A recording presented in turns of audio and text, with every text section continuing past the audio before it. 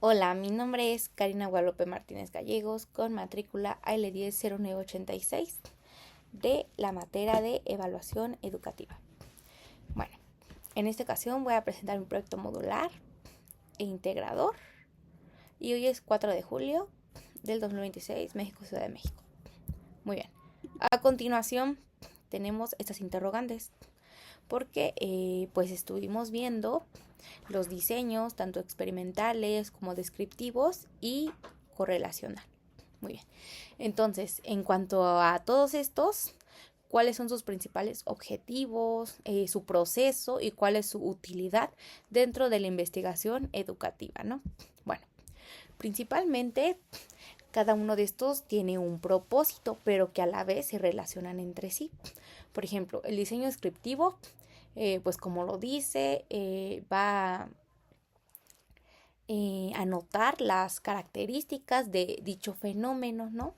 O de dicha situación, ya sea en un contexto educativo. Ninguna variable se va a modificar. Como sabemos, se tiene que ir recopilando esta información para irla evaluando.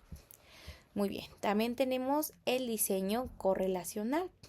En este se va a determinar si es posible establecer una causa-efecto, ¿no?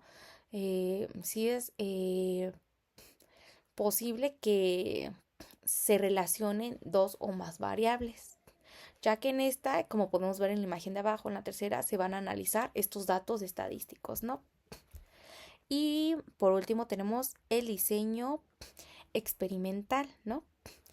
Que como sabemos, este generalmente se busca que se analicen estos datos, estas estrategias o incluso estos programas que se van a implementar, ¿no? Bueno, por otro lado tenemos qué criterios se deben considerar al seleccionar técnicas de recolección de información como la observación, la entrevista, el cuestionario y cómo influyen estos en la calidad de los datos obtenidos. Bueno, primeramente la elección de la técnica de recolección depende pues de diversos factores, como sabemos el tipo de investigación, el tipo de los datos obtenidos, quiénes son los participantes, los integrantes, el tiempo de disponibilidad, o sea, todo eso te tiene que implementar y yo creo que por eso también sería necesario un cronograma, ¿no? Por ejemplo, en el de observación, pues se debe como tal dice, visualizar cuál es la interacción entre dicho fenómeno, ¿no? Todo esto también puede ser subjetivo, ¿no? En base al espectador. En la entrevista, bueno, en esta se busca comprender las opiniones, las cuestiones o incluso las dudas o percepciones, pues, de los participantes, ¿no?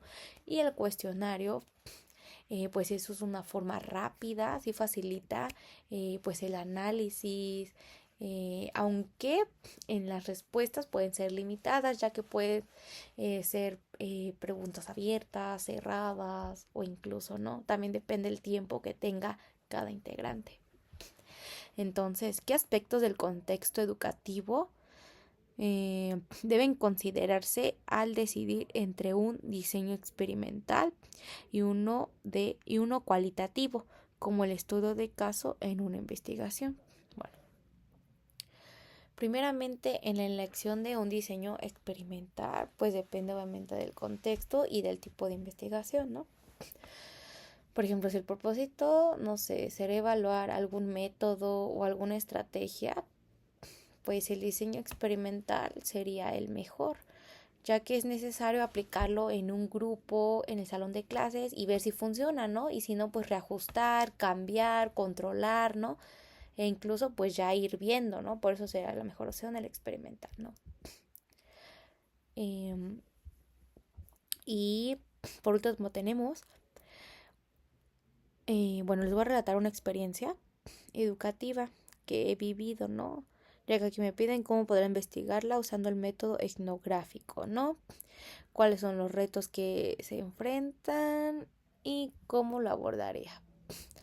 Bueno, yo me acuerdo que cuando estaba iniciando la otra carrera, apenas había ingresado, entonces nos dejan hacer un proyecto modular, porque se supone que es sistema modular, pues en dicha institución. O sea, modular me refiero a que es en conjunto, todo es en conjunto y todos los objetos de transformación los pasas en conjunto, siempre, no hay nada individual.